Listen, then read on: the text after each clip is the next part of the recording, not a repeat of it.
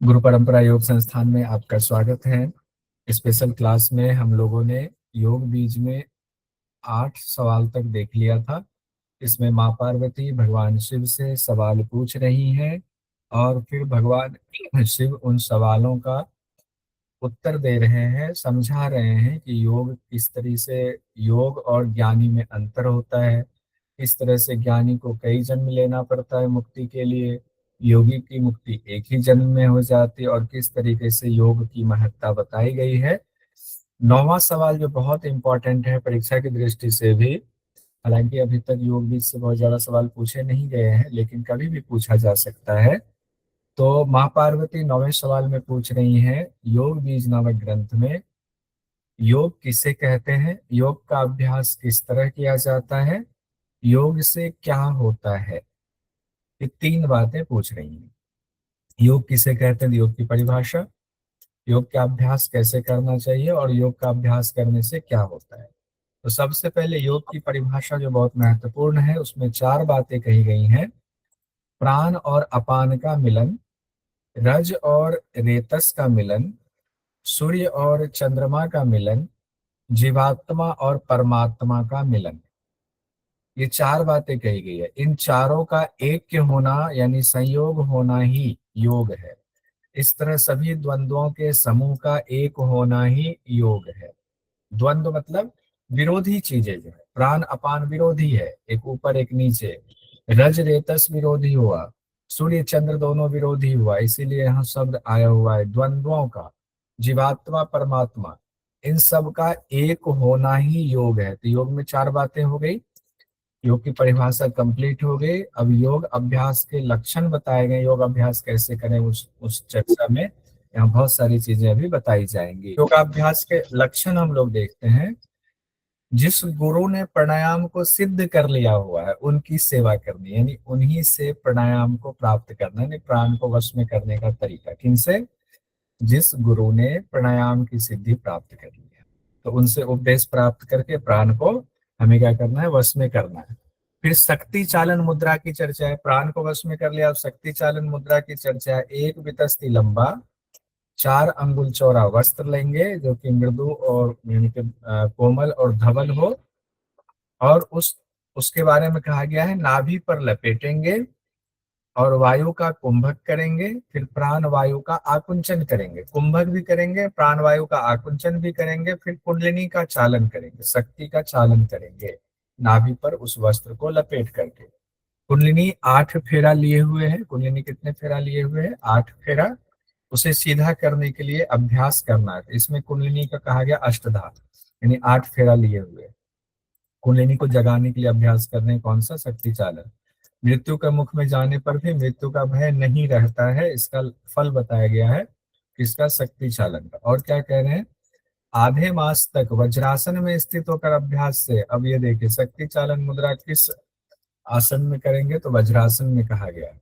आधे मास तक करेंगे तो अग्नि प्रज्वलित होती है, फिर तप्त होकर के यानी गर्मी से व्याकुल होकर के त्रैलोक्य मोहिनी जो है, यानी कुंडलिनी के लिए त्रैलोक्य मोहिनी शब्द इस्तेमाल किया गया है, ये नोट कर लीजिएगा कहीं। वो सुषुम्ना के मुख में प्रवेश कर जाती है, यानी जाग जाते हैं, सुषुम्ना के अंदर चली जाती है।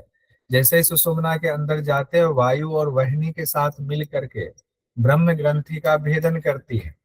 ब्रह्म ग्रंथि का भेदन कौन? कुंडलिनी कर रही है ब्रह्म ग्रंथि का भेदन। फिर विष्णु ग्रंथि का भेदन, फिर का भेदन। अब यहाँ एग्जाम में क्या हुआ कि ब्रह्म ग्रंथि, विष्णु ग्रंथि, रुद्र ग्रंथि का भेदन हो रहा है। कौन से अभ्यास से? कहा गया है शक्ति चालन अभ्यास से। एक ये क्वेश्चन आ सकता है, ध्यान रखिए। तो ये जो इंपॉर्टेंट पॉइंट है इसको नोट करेंगे। ब्रह्म ग्रंथि, विष्णु ग्रंथि, रुद्र ग्रंथि, तीनों ग्रंथि का भेदन कौन से अभ्यास से हो रहा है? शक्ति चालन अभ्यास से। इसको नोट कीजिएगा स्पेशली। उसके बाद हम लोगों ने ये तो देख ही लिया, कुंडलिनी 8 लपेटा लिए हुए है। शक्ति चालन अभ्यास जो करना है कौन से अभ्यास में करना है? कौन से आसन में?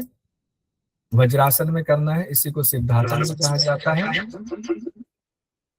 और समय कहा गया कितने दिन तक? तो कहा गया आधे मास तक अग्नि प्रज्वलित होगी, यानी 15 दिन में करने से कुंडलिनी जागरण होती है। इसके बाद 4 प्रकार के कुंभक की चर्चा है। ये 4 प्रकार का कुंभक देखिए। इसके बाद भी बार बार पूरक करके सूर्यभेदी, उज्जयी, शीतली और भस्त्रिका नाम के कुंभक करेंगे, और चारों को कहा गया है सहित कुंभक। तो सहित और केवल कुंभक की चर्चा है, और सहित कुंभक में कितनी चीजें आ गई? 4। ये एग्जाम में पूछा जाता है। सूर्यभेदी, उज्जयी, शीतली, भस्त्रिका। सूर्यभेदी, उज्जयी, शीतली, भस्त्रिका, ये सहित कुंभक बताए गए हैं योग बीज में। केवल कुंभक से योग साधना में सिद्धि मिलती है। तो पहले हम लोग देख लेते हैं। कुंभक हो गया सहित और केवली, 2 प्रकार के। सहित में सूर्यभेदी, उज्जयी, शीतली और भस्त्रिका हो गया। केवली कुंभक में हो गया सहित कुंभक को 3 बंद के साथ करने से केवल की सिद्धि होती है। सहित कुंभक को 3 बंद के साथ करने से, यानी मूल बंद, उड़ियान बंद, जालंधर बंद के साथ करने से केवल कुंभक की सिद्धि होती है। योगी के लिए स्थान और भोजन की चर्चा हम लोग देख लेते हैं। अब ये भी इंपॉर्टेंट है। योग साधक को एकांत में निवास करते हुए धैर्य पूर्वक प्राण अमृत रूप परमार्थ तत्व का ध्यान करना चाहिए। धैर्य पूर्वक एकांत में रहते हुए। भोजन कैसा? अल्प मात्रा में भोजन करना चाहिए, बस शरीर निर्वाह किसी तरह हो जाए। कहते हैं शरीर निर्वाह के लिए भोजन करे, उतना। परमार्थ तत्व संसार रोग का हरण करने वाला अद्वितीय औषधि है। परमार्थ तत्व जो है वो संसार में, संसार का, संसार में जो लगाव है उसका हरण करती है, रोग का हरण करती है। अद्वितीय औषधि किसको कहा गया? एग्जाम में हुआ, अद्वितीय औषधि किसको कहा गया है? अद्वितीय औषधि आपका हो गया, परमार्थ तत्व को अद्वितीय औषधि कहा गया है। अब चारों कुंभक को एक बार आप लोग पढ़कर तो आए ही हैं, एक बार फिर भी देख लेते हैं। सूर्यभेदी में कहा गया अभ्यास योग से सूर्य नाड़ी से पूरक करे, सूर्य नाड़ी से पूरक विधिवत कुंभक, फिर चंद्र नाड़ी से रेचक कर दें। उदर के वायु विकार दूर हो जाएंगे, पेट के वायु विकार, कंठ के दोष भी दूर होंगे। किससे? सूर्यभेदी से। इतनी बातें कही गई, ध्यान रखिएगा। फिर कहा गया है अब ये लिखा हुआ है, नारीभ्याम वायुम आकृष्य कुंडल्या पार्श्व सुधे धारियेत उदरे योगी रेचयेत इडिया पुनः। दोनों नासिका से वायु खींच करके, दोनों नासिका से जो है वायु खींचेंगे, दोनों पार्श्व में और उदर में धारण करेंगे। ये इंपॉर्टेंट है, इसीलिए मंत्र के साथ लिखा हुआ है। दोनों पार्श्व और उदर में धारण करेंगे, फिर चंद्र नाड़ी से निकाल देंगे। ये उज्जयी, उज्जयी में चंद्र नाड़ी से निकालना, लेने दोनों नाक से लेने की बात है, चंद्र नाड़ी से निकालने की बात है।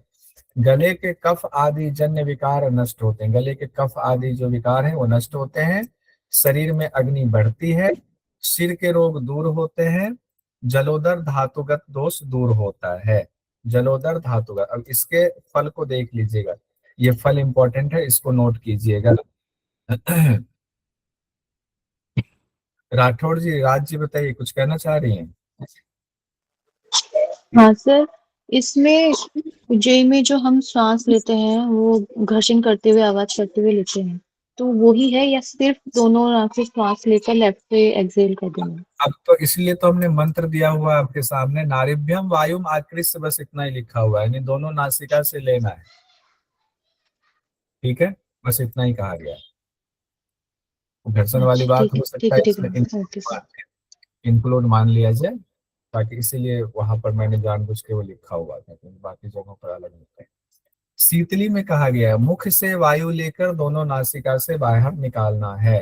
शीतली ऐसे ही करते हैं, लेकिन यहाँ एक चीज देखिएगा एग्जाम की दृष्टि से, यानी इसमें जिह्वा की चर्चा नहीं आई हुई कि जिह्वा को हमें पाइप बनाना है या जिह्वा को गोल बनाना है, नहीं है।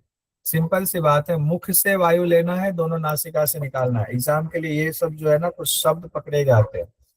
पित्त एवं ज्वर नष्ट होता है, पित्त और ज्वर नष्ट होता है। फिर हम लोग आते हैं, हाँ प्रीति जी बताइए। सर ये ऊंचाई में जो दे रखा है दोनों पार्श्वों में और उदर में धारण करना है, तो हाँ, पार्श्वों और उदर में मतलब ये इसमें डिफरेंट है ना, योग बीज में बाकी में नहीं बोला गया है ये बात। इसीलिए तो उसको लाल किया हुआ था मैंने अभी कहते समय, तो आपको लाल किया कि दोनों पार्श्वों में उदर में धारण करना चाहिए, अलग बात है, इसको हमने इसलिए सर रेड। इसमें पार्श्वों का मीनिंग क्या है, मतलब थोड़ा सा पार्श्व का एक्सप्लेन। मतलब होता है दोनों किनारे में, कहा गया दोनों किनारे में। पार्श्व तो यहाँ पर जो अर्थ लगाया जाता है, दो पार्श्व यानी कि दोनों लंग्स में और पेट में, दोनों जगह पर कहा गया है। दोनों पार्श्व और उदर, तो दो होता है ना, लंग्स का दो भाग हुआ, तो दोनों पार्श्व में हो गया और पेट में भी कहा गया है, ये इसका ठीक अर्थ। है, ठीक है, ठीक है, बहुत सुंदर। Thank you sir. आइए, चौथा जो है भस्त्रिका, जिसको कि हम लोग सहित कुंभक का चौथा जो पार्ट है, लोहार की भट्टी के समान तेजी से दोनों नाड़ियों से देहगत वायु को यथाश्रम भरना और बाहर निकालना है। जब थकावट हो तो सूर्य नाड़ी से रेचक करेंगे, थकावट होने तक करना है, फिर सूर्य नाड़ी से रेचक, कंठ का संकोचन, फिर चंद्र नाड़ी से वायु का रेचन। में लिखा हुआ भस्त्रिका में थोड़ा अलग बताया, 2 बार रेचक करने की बात आई हुई। ये इम्पोर्टेंट है यहाँ पे। हम्म, ये बात नहीं पड़े, ठीक है, नोट में लिख दिया हुआ है। तो 2 बार रेचक करने की बात आई हुई है। अब हो सकता है जो पुस्तक है उसमें ऐसा ही है, किन्हीं के पास कोई पुस्तक हो जिसमें अलग हो तो मुझे जरूर बताइएगा, क्योंकि कई बार होता है हम तो पढ़ते हैं पुस्तक के हिसाब से, हो सकता है पुस्तक में वो टाइपो हो, तो ये इसकी भी दिक्कत हो जाती है कई बार, तो हम गलत पढ़ लेते हैं। कोई बात नहीं, वैसे तो एग्जाम की दृष्टि से तो हमारे पास चैलेंज करने के लिए ऑप्शन होता है। भस्त्रिका में लाभ देखिए क्या कहा गया, वात पित्त और श्लेष्म यानी कि त्रिदोष का नाश कहा गया भस्त्रिका। वात पित्त का तीनों, शरीर की अग्नि बढ़ती है, और शरीर अग्नि का मतलब 13 अग्नि से हम मान सकते हैं कि 13 अग्नि, 5 भूताग्नि, 7 धातु अग्नि, 1 जठराग्नि।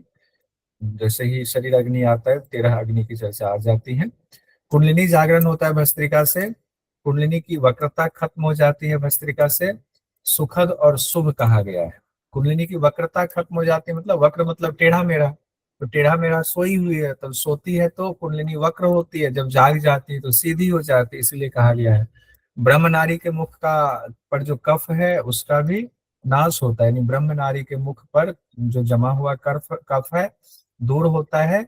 ये भी कहा गया तीनों ग्रंथियों का भेदन भी होता है, तीनों दोष वात पित्त कफ तीनों ग्रंथि का भेदन भी है, कुंडलिनी का जागरण भी कहा गया है। हमारा ये कंप्लीट हो गया कौन, सहित कुंभक। सूर्यभेदी के मंत्र के में एक बात कही गई, उसको हम लोग देख लेते हैं। यहाँ पर सूर्यभेदी के मंत्र के मुताबिक क्या कहा गया, सूर्यन रेचित लिखा है तो कुछ में सूर्यन पूरियत लिखा हुआ है, जो बात हो रही थी सूर्यभेदी के मंत्र के मुताबिक, इसलिए हमने कहा कि कुछ ग्रंथ में ये चर्चा अलग हो सकती है। हालांकि लिखवा रखा है आपने कि ये लिख लीजिए मंत्र इम्पोर्टेंट में। ज्यादातर में रेचिए तो 2 बार लिखा हुआ है, लेकिन किसी किसी में पूरक, तो कई जगहों पर ये लिखा हुआ है कि शायद ये गलती से लिखा गया है, पूरक ही होना चाहिए, पूरक करेंगे तब रेचक होंगे, ऐसा है। लेकिन जो एक ग्रंथ में मैंने देखा उसके हिसाब से यहाँ लिख दिया, इसलिए इसको भी लिखने की जरूरत पड़ी हुई है। किन्हीं के पास ग्रंथ हो कोई और अलग जिसमें अलग बातें हो तो मुझे बताइएगा। एक क्वेश्चन देखिए, पूछा गया योग बीज के अनुसार शीतली प्राणायाम की विधि, जो मैंने कहा मुख वाला स्पेशल है, ये क्वेश्चन पूछा गया था। गोल जिह्वा के मध्य से वायु लेकर नासिका से निकालना, जनरली हम लोग ऐसा करते हैं तो हम ये गलती ना कर दें, मुख से वायु खींचकर नासिका से निकालना, दोनों नासारंध्रों से वायु लेकर बाएं नासारंध्र से निकालना, मुख से वायु लेकर मुख से निकालना। तो क्या हुआ, दूसरा मुख से वायु लेकर नासिका से निकालना कहा गया है, गोल जिह्वा वाला कहा नहीं गया है मंत्र में, इसीलिए दूसरा वाला ऑप्शन सही होगा। तो इसलिए एग्जाम की दृष्टि से ये चीजें महत्वपूर्ण हो जाती है। हो सकता है व्याख्याकार इसको लिखेंगे नहीं, गोल जिह्वा ही करना है, हो सकता है व्याख्या के मुताबिक कराते ऐसे ही होंगे, लेकिन मंत्र में इतना ही लिखा हुआ है, उस हिसाब से ऑप्शन मुख से वायु लेकर नासिका से निकालने की बात सही है परीक्षा की दृष्टि से। तीनों बंधों के नित्य अभ्यास से प्राण वायु वश में हो जाता है, तो तीनों बंध भी देख लेते हैं, मूल बंध, उद्यान बंध। अब ये कौन से सवाल में हम लोग कर रहे हैं, 9वां सवाल, उसका उत्तर बहुत लंबा है, चूंकि योग की चर्चा है तो बहुत लंबा है ये, ध्यान दीजिए। मूल बंध में कहा गया एड़ी से गुदा स्थान को दबाएंगे, यानी पार्श्वनी से गुदा स्थान को दबाएंगे, बलपूर्वक वायु का आकुंचन करना करेंगे, और बार बार अभ्यास से वायु ऊपर उठने लगती है, तो क्या होता है, प्राण अपान की एकता होती है, नाद बिंदु की एकता होती है, दोनों की एकता होगी प्राण अपान नाद बिंदु की, तो योग में सिद्धि मिलेगी। फिर उद्यान बंद पेट से करेंगे, कुंभक के आदि में और रेचक के अंत में उद्यान बंद करना चाहिए, ये भी इंपॉर्टेंट है। कुंभक के आदि, कुंभक यानी कि रोकने वाला, तो कुंभक के शुरुआत में ही कहा गया उद्यान बंद करना है, और रेचक करने के बाद भी कहा गया है, कुंभक के शुरुआत में और रेचक के अंत में उद्यान बंद करना है। नाभि के ऊपर और नीचे के पेट के भाग को प्रयत्न पूर्वक पीछे खींचने की बात कही गई है उद्यान बंद में। वृद्ध भी तरुण हो जाता है, 6 माह में प्राण वश में हो जाता है, इच्छा मृत्यु होती है, फिर अपने हिसाब से अगर उद्यान बंद की सिद्धि हो गई, 6 माह में प्राण वश में आ गया तब कहा गया है। इससे सुषुम्ना में बद्ध प्राण ऊपर उठता है, सुषुम्ना में बद्ध प्राण ऊपर उठता है, ये मैं लिखता हूं। कुंभ कादो, कुंभक के आदि में, रेच कांते, पहले लिख कर इसको कर्तव्यस्तु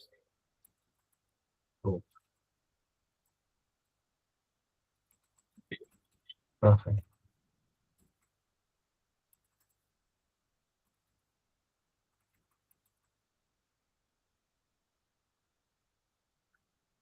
बद्धोजन सुसामना, चलो ये एक ही लाइन, इतना यही काफी है।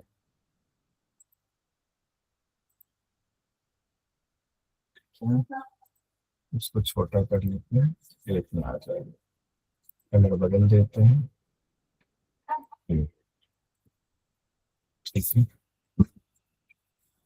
कहा गया कुंभक के आदि में, रेचक के अंत में उद्यान बंद करना चाहिए। कुंभक के आदि से क्या तात्पर्य हुआ? आदि मतलब होता है शुरुआत में, कुंभक के इसमें लिखा हुआ है। अब इसको क्या करना चाहिए तो बताइए, इसको क्या किया? कुंभक के आदि में, रेचक के अंत में उद्यान बंद। तो कुंभक किया, तो जैसे कुंभक शुरू किया तो उसी समय कहा गया उद्यान बंद लगाना। फिर कहा गया रेचक करने हैं, तो जब रेचक कर दिया तब तब भी उद्यान बंद लगाने की बात आई। मुझे तो यही समझ में आया। फिर परीक्षा की दृष्टि से इसको स्पेशल डायरी में नोट कीजिए कि कुंभक के आदि और रेचक के अंत में उद्यान बंद योग बीज में कहा गया है, जो अलग सी बात है। सर वैसे अगर ये सेम लाइन उठा के अगर एग्जाम में रख दी जाए तो फिर कोई दिक्कत नहीं है कि मतलब अगर ऑप्शन 2 भी आएंगे ना कि कुंभक के आदि और रेचक के अंत में योग 20 के अकॉर्डिंग, तो दिक्कत नहीं है उसमें कुछ भी। हाँ, अगर ये हो सकता है कि पूरा का पूरा ये मंत्र भी उठा के रख दे, ऐसा भी हो सकता है। तो एक काम कीजिए, मंत्र भी लिख लीजिए और ये इसको लिख करके स्पेशल डायरी में नोट कर लीजिए योग बीज के नाम से। अच्छा किया कि मैंने पूछा। ठीक है, बढ़िया। इसका मंत्र संख्या भी मैं लिख देता हूँ तो ठीक है। 118।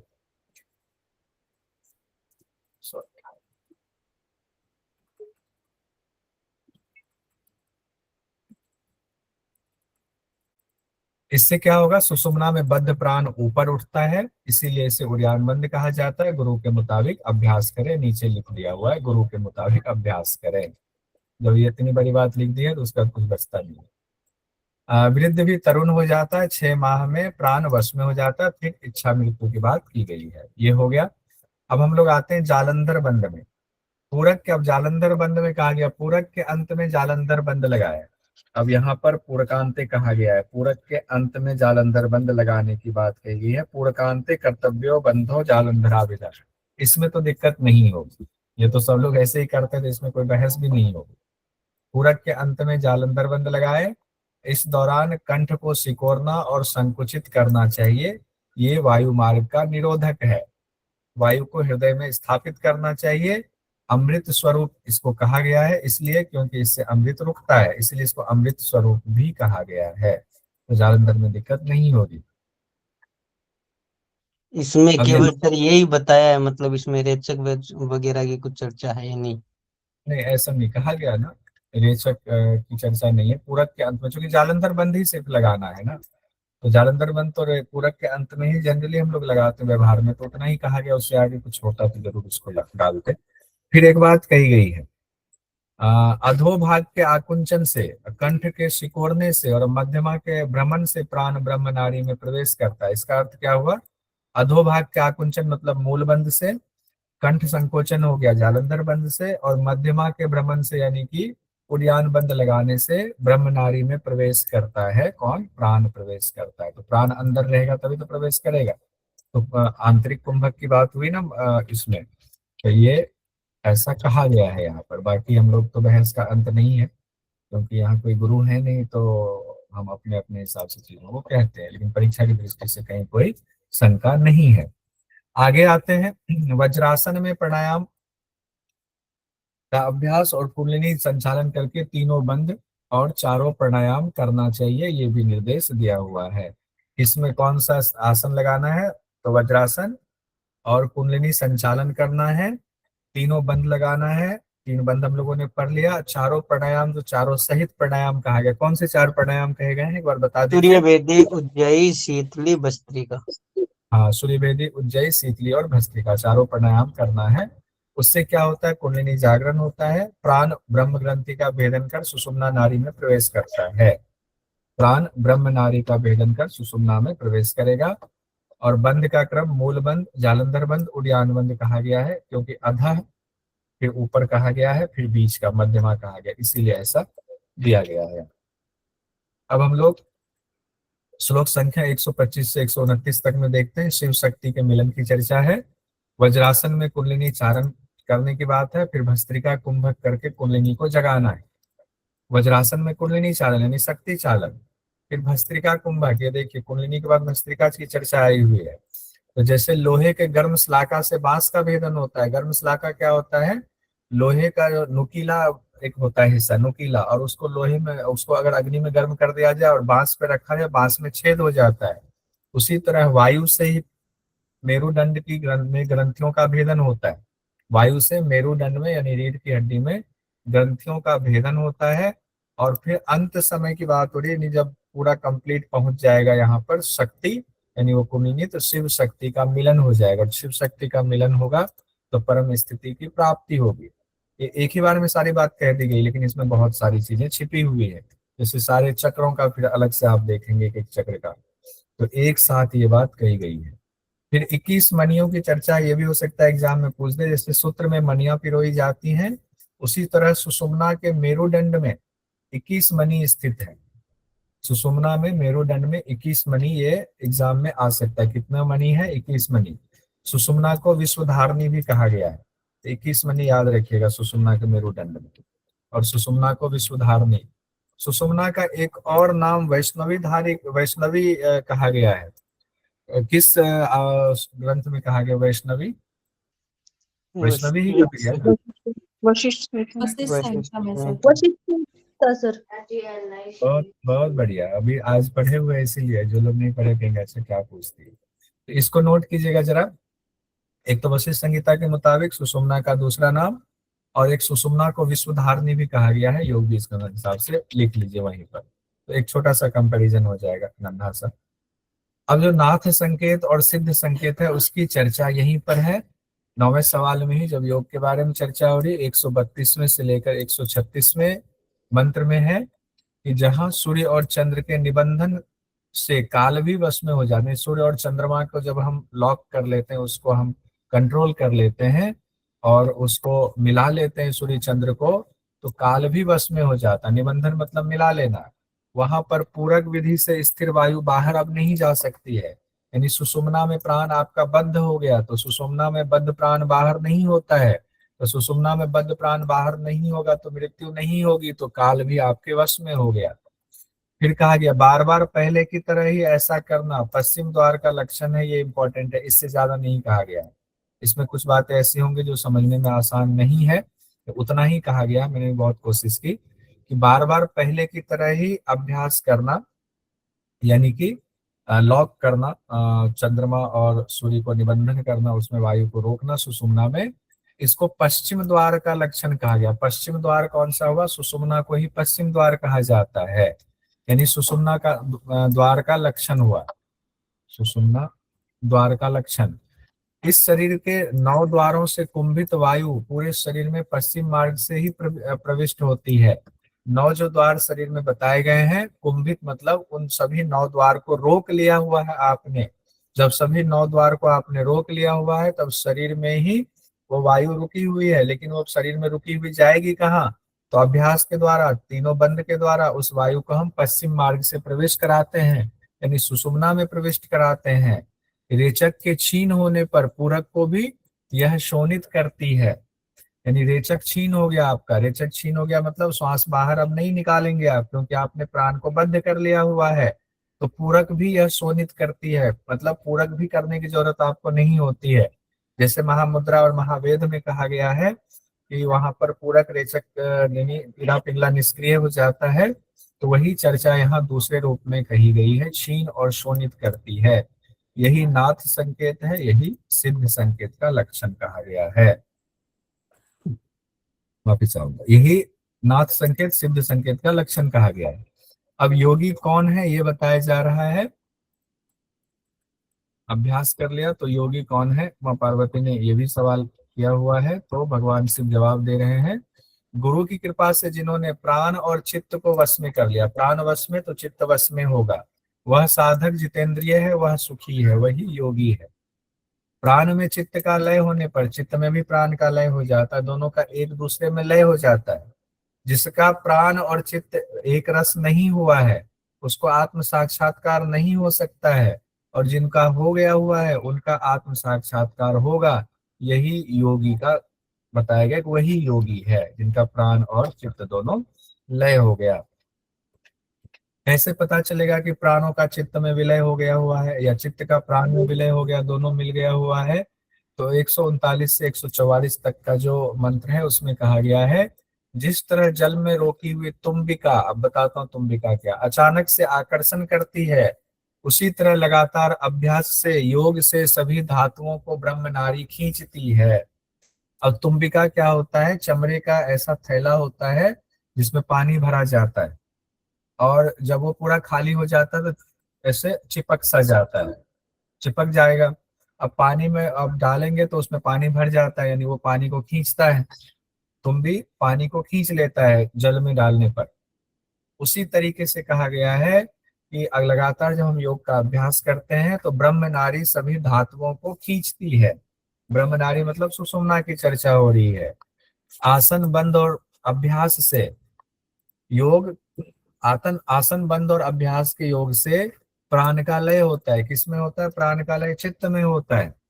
तब बिंदु अधोगामी होती है, तब बिंदु अधोगामी नहीं होती है, माफी चाहूंगा। तब बिंदु जो गिरता है वो अधोगामी नहीं होता, नीचे नहीं आएगा, सूर्य में उसका भक्षण नहीं होगा, प्राणायाम से चिरकाल तक स्थिर रहा जाता है। तो योगी लोग जो कहा जाता है, ऐसा पता नहीं कितना सच है कि अभी भी हिमालय में बहुत सारे योगी बहुत लंबे समय से साधना में रत हैं। तो प्राणायाम से चिरकाल तक स्थिर रहा जाता है, नादों की उत्पत्ति होती है, निनाद सुनाई देने लगता है, चंद्रमंडल से सुधा प्रवाहित होता है, भूख प्यास आदि दूर हो जाते हैं, योगी सच्चिदानंद स्वरूप में प्रतिष्ठित हो जाता है। यही केवली की स्थिति है। यानी कि यहाँ पर देखिए केवली की स्थिति बताई गई है। शुरुआत हमने यहाँ से किया हुआ था कि कैसे मानेंगे कि प्राणों का विलय हो गया, तो ये लक्षण बताए गए, अगर ये सब होने लग जाए तो ऐसा होगा। क्या होगा? बिंदु अधोगामी नहीं होगा, और फिर कहा गया है चिरकाल तक वो स्थिर रहेंगे, नाद की उत्पत्ति होगी। ये सब होने लगे तो मानेंगे कि प्राणों का चित्त में लय हो गया है, चंद्रमंडल से सुधा अमृत प्रवाहित होती है, भूख प्यास आदि दूर हो जाते हैं, सच्चिदानंद स्वरूप में प्रतिष्ठित हो जाता है वो साधक। ये केवली की स्थिति यानी आत्मदर्शन हो जाता है। भगवान शिव कहते हैं, हे पार्वती, मैंने आपकी प्रसन्नता के लिए ये गूढ़ रहस्य आपको बताया है। एक ही योग में क्रम से, अब ये चार बातें कही गई है, मंत्र योग, हठ योग, लय योग, राजयोग, ये चारों अंतर भूमिका है यानी अंतर्निहित है। एक ही योग की ये चार अवस्थाएं होती हैं। कौन सी? मंत्र योग, हठ योग, लय योग, राजयोग। ये बिल्कुल सीक्वेंस में बताया गया है। मंत्र, हठ, लय और राज ये ऐसे ही होता है, लेकिन शिव संगीता में हम लोगों ने सीक्वेंस अलग देखा हुआ है, वो ध्यान रखिएगा। ये चार प्रकार से बताया गया, यही महायोग है, इस चारों को महायोग कहा गया है। ये महायोग चार प्रकार यानी मंत्र, हठ, लय और राज बात आई हुई है। अब हम लोग आते हैं 10वें प्रश्न पर। 9वें प्रश्न तक में किन्हीं का कोई प्रश्न हो तो पूछ लीजिए, उसको क्लियर कर लें, क्योंकि तो आपके प्रश्न से भी कुछ चीजें निकल आएंगी। नहीं तो 10वें प्रश्न पर। हाँ देव जी कुछ। सर जो 21 मणि की बात है, हाँ, तो सुषुम्ना में मेरुदंड के या सुषुम्ना के मेरुदंड में? व्याख्या में ये कहा गया है कि सूत्र में मणियों की तरह, जैसे सूत्र में मणि पिरोया होता है उसी तरह सुषुम्ना में समस्त मेरुदंड की 21 मणियां स्थित हैं। यानी सुषुम्ना में ही मेरुदंड की 21 मणियां स्थित हैं, ये कहा गया। और मंत्र में कहा गया सुषुम्नायाम स्थिता सर्वे सूत्रे मणिगणा इव। कैसे किया जाएगा? ठीक है, इसको के को ना की कर लो आप, वो हाँ, ठीक रहेगा। के को की करना ठीक रहेगा। बहुत सुंदर। सुषुम्ना के, सुषुम्ना में ठीक तो है, सुषुम्ना में मेरुदंड के 21 मणि स्थित है, ठीक ना? अब ठीक है। सुषुम्ना में मेरुदंड की 21 मणियां स्थित है। ठीक है, चलिए। ये देव और जी किन्हीं का की के का गलत हो गया था ना वो उसमें। अरे वो भृगु ऋषि के पापा। तब से देव जी तब से झटका लगा हुआ है। सर वो लगा भी है, गलत, दो वो तीन भी क्वेश्चन की गलत हो वजह गया से देव जी का। वो चीज हो सुषुम्ना जाती है। के सुषुम्ना में वो भी गलत हो गया। 5 और 6 थे ना शक्ति हाँ, पद में। 5 हाँ और 6 वो वाला। भी तो वो भी गलत हुआ था मेरा, हाँ। सुषुम्ना के 5 स्थान, सुषुम्ना के 6 स्थान, कि सुषुम्ना में 5 स्थान क्या है? 6 नहीं अब शक्ति सर, बताइए। 6 पद सुषुम्ना में के 6 वो थे। के 5 स्थान। सुषुम्ना में 6 स्थान है। हाँ, वंदना ने ठीक कहा। सुषुम्ना में 6 स्थान, सुषुम्ना के 5 स्थान। मैं क्लियर हूँ? सुषुम्ना के 5 स्थान, सुषुम्ना में 6 स्थान। जी सर। ठीक है, बहुत बहुत आग बढ़िया। पे पैर रख रख के चलने इस बार, कसम से बता रहे हैं बिल्कुल। हाँ, आग पे तो सही बात है, आग पे चलने जैसा है। 10वें प्रश्न पर आ जाए। 10वां प्रश्न है, माँ पार्वती पूछ रही है, हे महादेव, आप 4 प्रकार के, जो कि जहां पर जो प्रश्न खत्म हो रहा है ना, वहीं से दूसरा शुरू हो रहा है। तो भगवान शिव ने वहां 4 प्रकार के योग की बात की, लेकिन उसका विस्तार से नहीं बताया। तो माँ पार्वती के मन में जिज्ञासा हो रही है। वो पूछ रहे हैं, महादेव, आप 4 प्रकार के योग तत्व रूपी सिद्ध सिद्धांत की भूमिका को क्रम से बताइए। वही जो चारों है, तो चारों मंत्र, हठ, लय और राज की बात आई हुई है। तो यहाँ देखिए, पहले मंत्र योग की चर्चा। भगवान शिव कह रहे हैं, प्राण वायु हकार से बाहर, सकार से अंदर आती है। यानी कि प्राण वायु जब हम श्वास लेते छोड़ते हैं, ये जो हकार और सकार चलता है, तो प्राण वायु जब हम छोड़ते हैं तो हकार साउंड आता है। जब श्वास लेते हैं, पूरक करते हैं, तो सकार ध्वनि आती है। इसको करके देखिएगा, नहीं हुआ कहीं लिख लीजिएगा, और फिर इसको बार बार अभ्यास करके महसूस कीजिएगा, नहीं तो दिक्कत होगी। इस तरह जीव हंस मंत्र का हमेशा ही जाप करता है। अब इसको दूसरी लाइन बहुत इंपॉर्टेंट है, जो बाकी जगहों पर आपको नहीं मिलता है। ये लाइन, गुरु वाक्य से सुषुम्ना में सोहम सोहम हंस मंत्र का विपरीत जप होता है, यही मंत्र योग है। अब इसको समझिए अच्छे से, इसको समझना पड़ेगा। अभी हमारा क्या कहा गया है? हंस मंत्र का जाप चलता है, हंस मंत्र का। हंस मंत्र के बाद कह रहे हैं सोहम। तो हंस में पहले हम है, फिर सम है, और सोहम में पहले सम है, फिर हम है। ये अंतर हो गया, यानी उल्टा हो गया।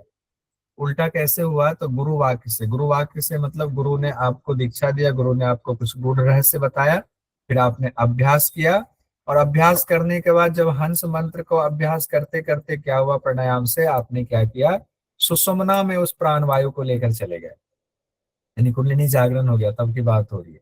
जब सुषुम्ना में प्राण वायु चला गया, तो वहां जो अब जाप हो रहा है, सोहम सोहम जाप हो रहा है। पहले हंस मंत्र का जाप चल रहा था, सुषुम्ना में सोहम सोहम चल रहा था। क्वेश्चन ऐसे भी पूछा जा सकता है, जो मुझे ऐसा लग रहा है कि हंस मंत्र का जाप चलता है, या सुषुम्ना में कौन से मंत्र का जाप चलता है, हंस मंत्र का, सोहम मंत्र का, या और 2-3 नाम दे दे उसमें। तो अब आप कहेंगे हंस मंत्र तो वही है, सोहम मंत्र तो वही तो है, हम अजपा और गायत्री भी दे दे, हो सकता है। तो ये दिक्कत हो जाएगी, तो ये ध्यान रखिए। मैं देखता हूँ अजपा गायत्री के बारे में तो कुछ नहीं कहा गया है। 11वां सवाल है, राजयोग अंतर भूमिका है। गुरुवार की सुषुम्नायाम विपरीतो 10वां सवाल है सर। सोहम नीति प्रोक्तो मंत्र। 1 सेकंड रुकिएगा। उच्चते जायते पश्चिमापति हकारे मितु सूर्यसो पितारे। ठीक है, तो यही कहा गया, इसके अलावा कोई शब्द नहीं आया है। तो इसके अलावा शब्द नहीं आया है, तो ये एग्जामिनर के पास पूरा ऑप्शन है कि वो योग बीज के अनुसार सुषुम्ना में कौन से मंत्र का जाप चलता है गुरु कृपा से। तो हंस मंत्र का, सोहम मंत्र का, गायत्री मंत्र का, अजपा मंत्र का, ऐसे 4 दे सोहम देंगे। और चारों लगेगा कि देखने में तो एक ही है, जबकि सच में एक ही है चारों। लेकिन यहाँ पर हो जाएगा सही उत्तर सोहम। क्लियर हुआ? परीक्षा की दृष्टि से हम लोग पढ़ना पड़ता है, इसलिए थोड़ा सा ट्विस्ट जो है कई बार आ जाता है। तो इसको स्पेशल डायरी में नोट कीजिएगा, हंस और सोहम, सुषुम्ना में सोहम। अब मंत्र हो गया हमारा। अब हठ योग पर आते हैं, जो 4 योग है, जिसको महायोग कहा गया है, मंत्र, हठ, लय और राज। तो हम लोग आते हैं हठ में। हकार को सूर्य, ठकार को चंद्र कहा जाता है। और सूर्य चंद्र के योग को हठ योग कहा जाता है। ये भी यहाँ पर भी आया हुआ है, जैसे हठ रत्नावली में आया है, यहाँ भी आया हुआ है। हकार को सूर्य, ठकार को चंद्र, और सूर्य चंद्र के योग को हठ योग कहा जाता है। लाभ में कहा गया सभी दोष समाप्त होते हैं, सभी दोष समाप्त। फिर लय योग की चर्चा है। लय योग में क्या कहा गया है, अब लय का देखिए, एक सेकंड। हाँ, लय योग में कहा गया जीवात्मा और परमात्मा के मिलन से चित्त का लय होता है। जीवात्मा क्षेत्रज्ञ हो गया और परमात्मा तो सबको उत्पन्न करने वाले हैं ही। तो जीवात्मा और परमात्मा के मिलन से चित्त का लय होता है, उसी को लय कहा गया है। फिर प्राणवायु, इसमें लाभ कहा गया, प्राणवायु स्थिर होती है, स्वात्म आनंद की प्राप्ति होती है, परम पद मिलता है। प्राणवायु स्थिर, स्वात्म आनंद की प्राप्ति और स्व आत्मा यानी आत्मा के आनंद की प्राप्ति होती है, परम पद मिलता है। अब आते हैं राजयोग में। राजयोग में कहा गया अणिमा आदि पद प्राप्त होने से योगी राजयोग में स्थिर हो जाता है। अब इसमें ये नहीं कहा गया है कि उस समय ऐसा क्या होता है, तो कहा गया अभ्यास करते करते जब अनिमा आदि पद की प्राप्ति हो जाती है तब मानिए कि आप राजयोग में स्थित हो गए हुए हैं। तो अनिमा आदि सिद्धियां मिलती है। छोटा छोटा है, आसान है, ज्यादा टफ नहीं। एक बार थोड़ा सा मनन करना पड़ेगा खुद से, इस क्लास के अलावे भी तो हो जाएगा, कोई बड़ी बात नहीं है। प्राण अपान के एक होने से चारों योगों की सिद्धि होती है। इसके एक होने से, प्राण अपान के योग एक होने से चारों योग की सिद्धि होती है। चारों कौन सा, मंत्र, हठ, लय और राजयोग की सिद्धि होती है। अब हम लोग आते हैं 11वां जो प्रश्न है उस पर पहुंच गए हुए हैं। तकरीबन हम लोग अंत की तरफ पहुंच गए हुए हैं, संपन्नता की तरफ। अब माँ पार्वती पूछ रही हैं, अब ये भी इंपॉर्टेंट है कि मुझे काक मत और मरकट मत का उपदेश दीजिए। अन्य ग्रंथों में आपने बताया हुआ है कि दोनों एक ही मत है और दोनों की एक ही गति होती थी। यहाँ पर मुझे काक मत और मरकट मत के बारे में बता दीजिए। अब काक मत मरकट मत क्या है, तो भगवान शिव कहते हैं, हे सुरेश्वरी, आदिनाथ का महामार्ग एक ही है। महामार्ग तो एक ही है, जन्म जन्मांतर का जो भेद होता है इस वजह से दो प्रतीत होता है ये। और वो दो कौन है, काक मत और मरकट मत। मुक्ति तो दोनों से मिलनी है, लेकिन मान लीजिए कि देव जी यहाँ से चले और देव जी को जाना है वृंदावन, तो यहाँ से देव जी चले, कहाँ से चले, तो अपने घर से चले।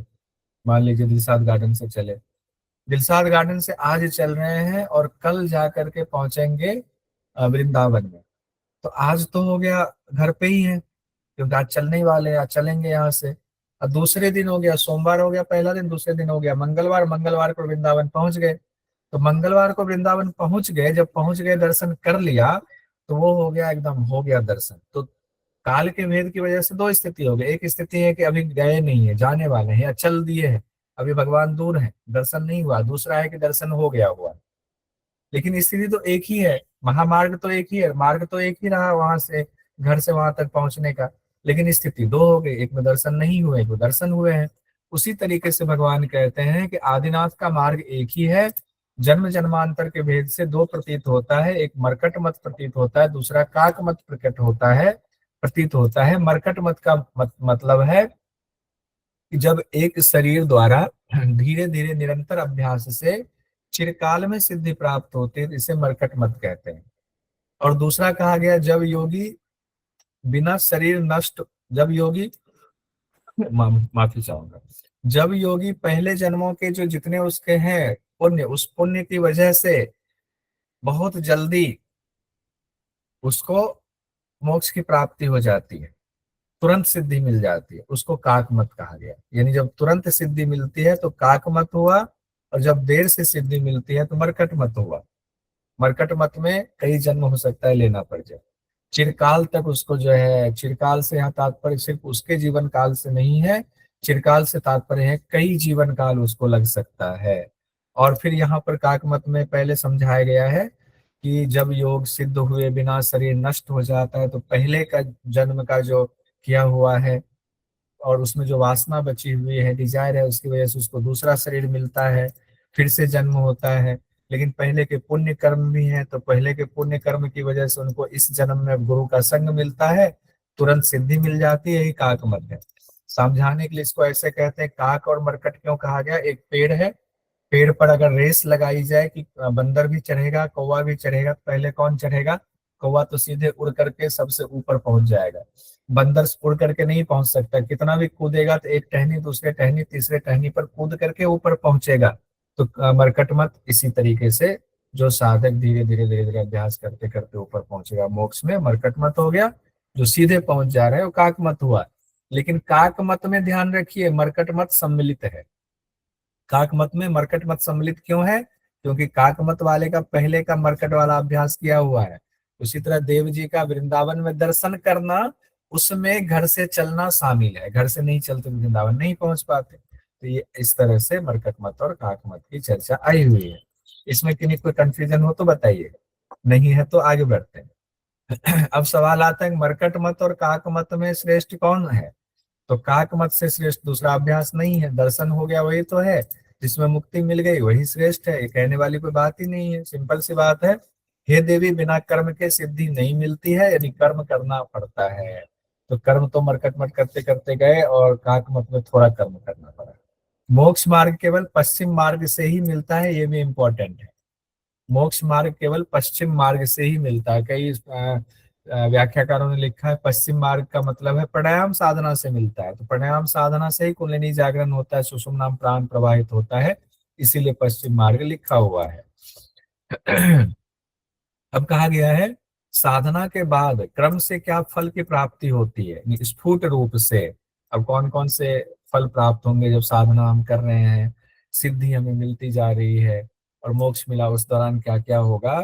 तो भगवान शिव कहते हैं कि सुनो, रोग नष्ट होते हैं जैसे अभ्यास करते चले जाएंगे, शरीर की जड़ता का नाश होता है, चंद्रमा अमृत बरसाता है, अग्नि पवन के साथ अपने धातु को ग्रस लेता है, अनेक नाद सुनाई देते हैं, मृदुता आती है, पंचभूतों पर विजय प्राप्त कर योगी ब्रह्मांड में विचरण करने लगता है। पंचभूतों पर विजय प्राप्त कर योगी ब्रह्मांड में विचरण ये भी होगा, वो सर्वज्ञ हो जाता है, कामदेव के समान रूप वाला हो जाता है, पवन के समान वेग वाला हो जाता है, तीनों लोकों में रमन करने वाला हो जाता है, सारी सिद्धियां उसको प्राप्त हो जाती है, सारी सिद्धियों की प्राप्ति हो जाती है, सर्वज्ञ हो जाता है, सर्व समर्थ हो जाता है, स्वतंत्र और विश्वरूप होकर जीवन मुक्त, लास्ट में कहा गया है कि वो जीवन मुक्त हो जाता है। यहाँ तक 11वां सवाल कंप्लीट हो गया हमारा। इसको भी एक बार दो बार और पढ़ लीजिएगा नोट्स में तो ठीक रहेगा। फिर अंत में आते हैं हम लोग 12वां प्रश्न पर आते हैं।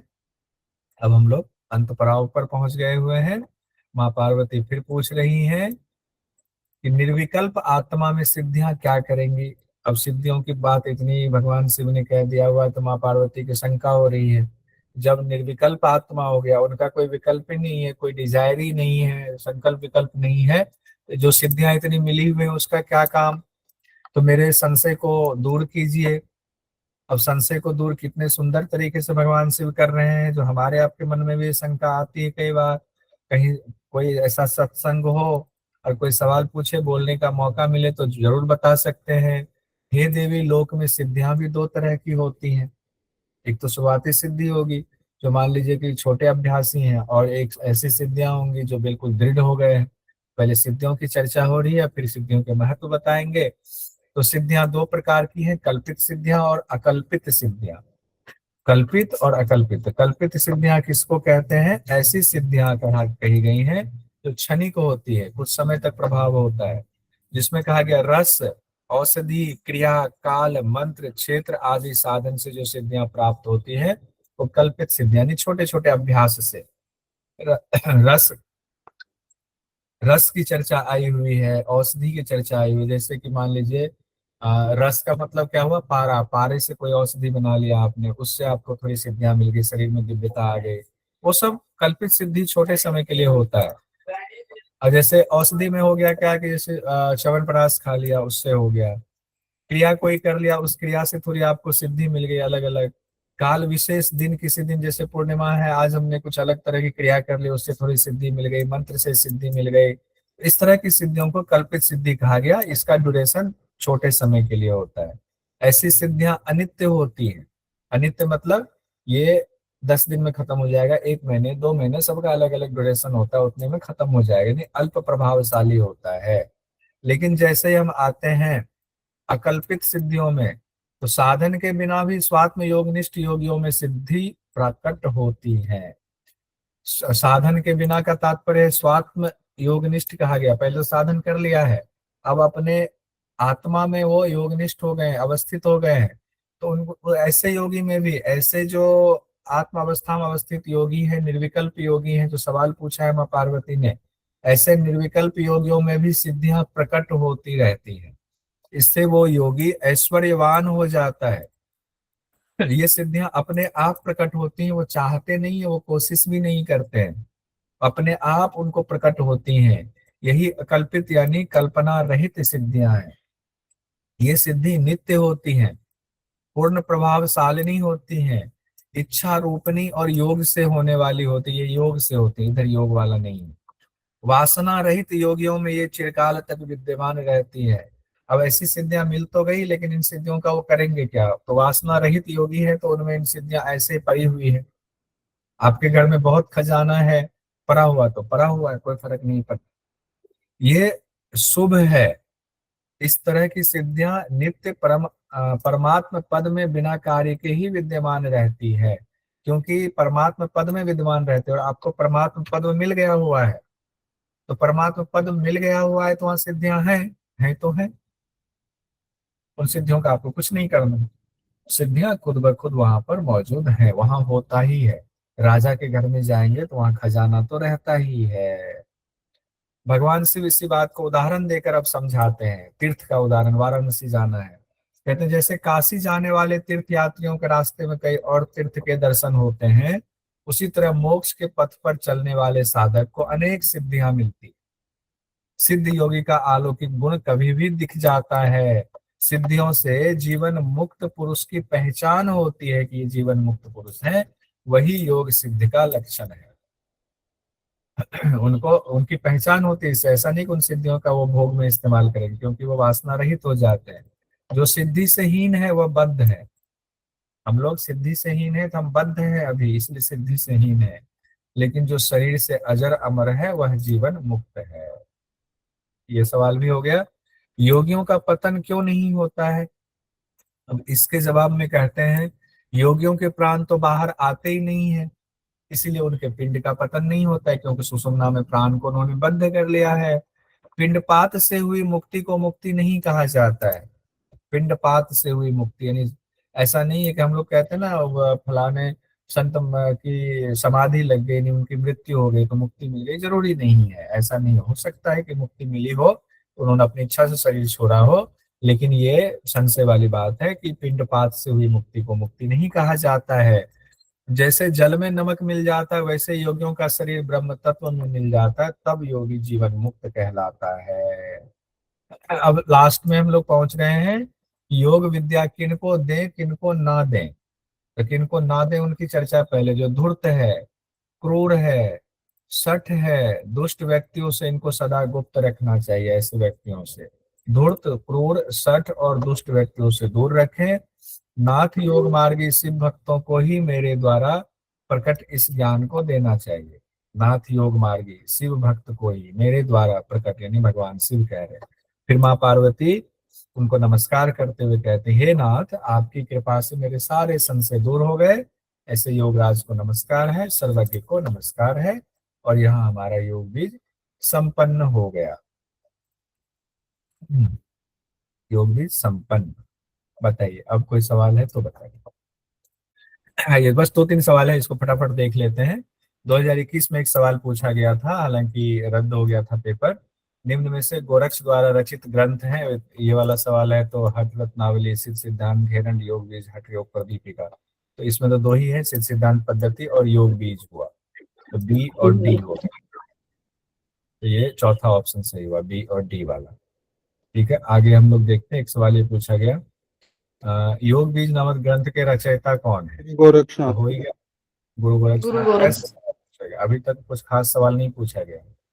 एक ये सवाल जो अभी हम लोगों ने देखा, योग बीज के अनुसार शीतली सेकंड प्राणायाम ऑप्शन। की विधि, तो मुख से वायु खींचकर नासिका से निकालना, ये वाला। बस यही 3 सवाल अब तक पूछे गए हैं योग बीज से, लेकिन पूछा चीजें इतनी प्यारी प्यारी हैं सर इसमें, और कुछ नहीं है ना। हाँ, और आ सकता है, कभी भी पूछा जा सकता है, तो ऐसा नहीं नहीं पूछा गया तो नहीं पूछा जाएगा। पढ़ तो के जाए। ठीक है, यही है। अब